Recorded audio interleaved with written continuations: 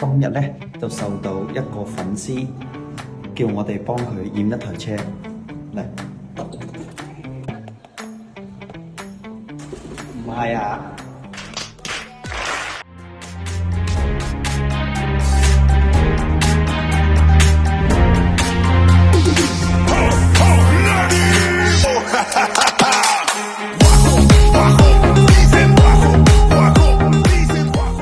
璀璨洋紅，正啊！呢隻色，圖拎到加咗錢，我哋就開始驗車，從大燈、側面、拎玻璃去進行一個檢查。你先睇下胎拎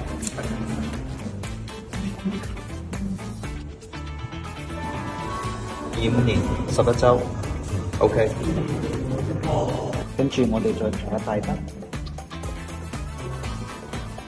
從呢個屏幕去睇，有冇凹凸？